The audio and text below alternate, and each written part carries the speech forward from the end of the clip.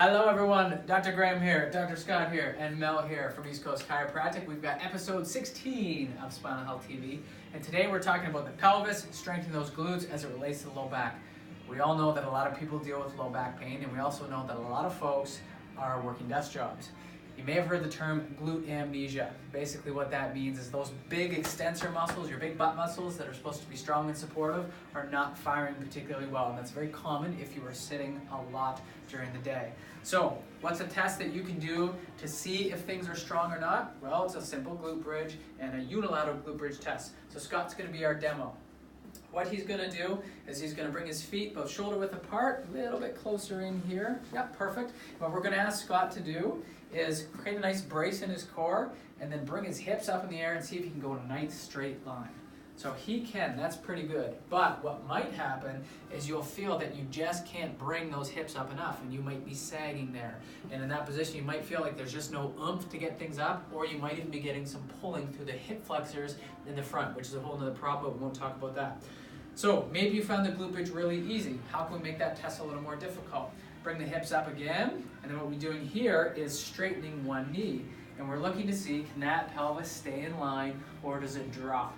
And for a lot of people, we're going to see it drop like that. So come on back up and do the other leg. So we bend it, make sure that bridge is tight. And same thing, we're looking, can you maintain that bridge, that extension? And can we see that things stay nice and stable? Okay, relax. So let's say that didn't go so well. Well, the really easy thing to do here is if you want to activate the glutes and work that pattern, the test and the activation pattern, the exercise is very similar. So Mel's going to be our demo for this one. So let's go through some common cues to make sure we get a solid glute bridge, activate those glutes, and begin that strengthening pattern. So Mel's both shoulder width apart, a little bit closer there. Yeah, that's pretty good. Her hands are down, nice and solid. She's going to create a nice brace through the belly, small little tilt backwards of the pelvis, and that's just going to help fire that butt muscle a little bit better. And what she's going to do is push through those heels and bring the hips straight up.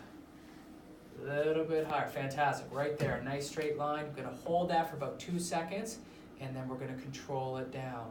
And after each rep, you're actually going to reset and go through that pattern again. Key is here, make sure it's controlled, make sure you're breathing and not holding your breath. We don't want to recruit the diaphragm as a stabilizer here. We want to use those core muscles to be the predominant stabilizer. So same thing, let's say that's really easy and she's going to go to a single leg bridge. We're doing the same thing.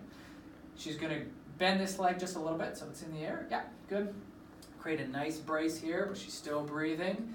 Drive through that other heel, bring the hip up, nice straight line. Hold it for about 2 seconds while still breathing and control that down. So that's a double glute bridge and a single glute bridge.